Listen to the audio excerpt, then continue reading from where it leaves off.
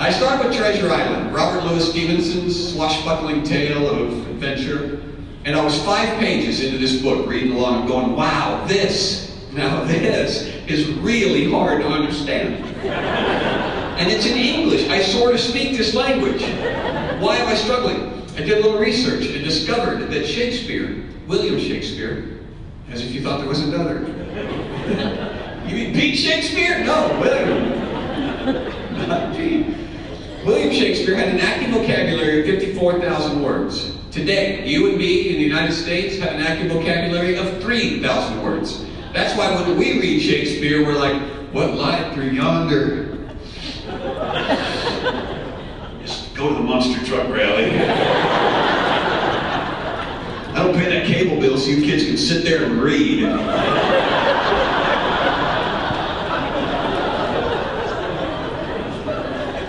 And it made me feel bad because I thought, what's happened to me? You know, what happened? I started thinking about kids in the 16th century. Little children back in that day probably had a bigger vocabulary than I have now because they were exposed to it. You know, that was how they talked.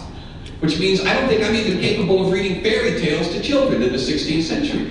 I don't think I can do it. Because fairy tales would be a much bigger proposition. Can you imagine? 16th century fairy tale? It'd be like, in time past, though not long ago, there lived pigs in stature little and number 3, who, being of an age both entitled and inspired to seek their fortune, did set them out to do thusly.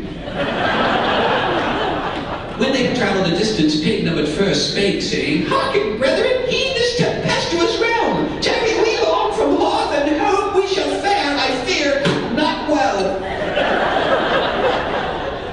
And so, being collectively agreed but individually impelled, the diminutive swine set about, each to erect for himself an abode. Pig numbered first did construct his house from straw. Pig numbered second did likewise, though rather not from straw, instead from sticks. Meanwhile, unique in his imaginings, pig number 3 did erect as his domicile, stalwart and garish, a structure made from brick entirely. But soon there happened along, as is frequently the scenario in classic tale of protagonist pig or red-hooded child, a wolf. Carnivorous nature in full season, he called out to the straw-ensconced swine, saying, "Pray thee, little pig, grant me entrance." But pig 1 recalled with sage foreboding that he is mad who trusts in the tameness of a belly-pinched wolf, and responded immediately, "Nay, it shall not be, indeed, not by wit or whisker jowl."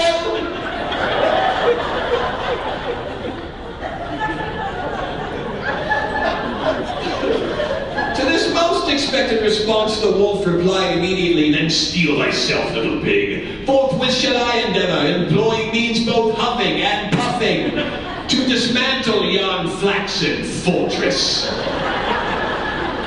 Whereupon there issued forth from the wolf an exhale of gale proportions that quickly rendered straw hovel to dregs and dross, and carried aloft piglet and shattered quarters both. Exposed now to claw and fang, piglet 1 made haste, wolf in pursuit, to the stick-festooned sanctum of peccary secondary. Causing pig 2 to cry out in dismay, "Well, this knots my knickers!" Marshalling a feral wolf to my doorstep is nowhere among those endeavors amenable or congenial. 1,000 pardons, beg one, it would seem the beast made from breath has purged me of home, and sound judgment alike. The malevolent blast of the wolf's exhale splattered second swine's shack and shortened his sanctimonious scolding simultaneously.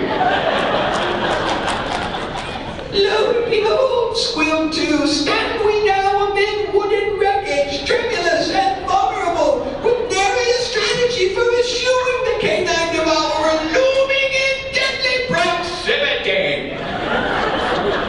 "Strategy," exclaimed 1, "'tis noble indeed, the contemplation of tactical particularities, but pressed as we are with time restraints forbidding detailed strategical conversation, I would urge we run."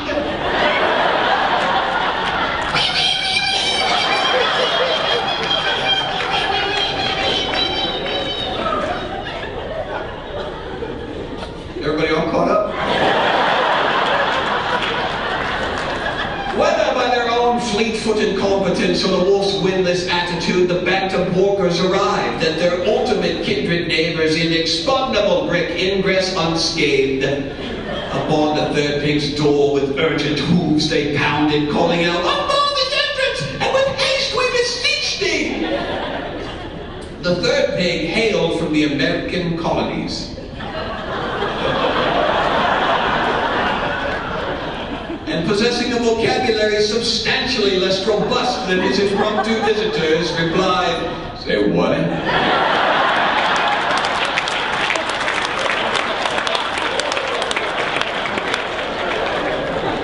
"Seek we sanctuary," they implored on the verge of hysteria, "lest we fall forthwith to the ravenous appetency of yonder approaching carnivore." Still confounded by their importunate words, Big Three did render ajar his portal, whereupon one and two spilled through and collapsed beyond his threshold, enervated. "So y'all just wanted to come in? Why didn't you say that?" A sinister hiss of the wolf could be heard again. "Pretty pigs right the entrance." "The wolf," said one and two. "Wolf," said three. "What do you suppose he wants?" "He seeks to gain purchase within. Indeed, he would occupy this very alcove were he but afforded the most meager of opportunity." Right. I'm just going to go ask him what he wants. "Under no circumstances will two fling himself against portal. There is naught to be gained accosting external opponents save our own immediate demise." "Are you talking about my mama?" House and occupants were again engulfed in a malevolent blast of wolfish wind. The foundation shook, the frame rattled, and lo, to the astonished eyes of piglet and encroaching scoundrel alike stood the third pig's lodging undaunted. Aghast and befuddled, two queried of three, "How does against such relentless and torrential onslaught this domicile endure?" Pig three puffed out chest, tapped a hoof to the earth, and responded, "It's American made."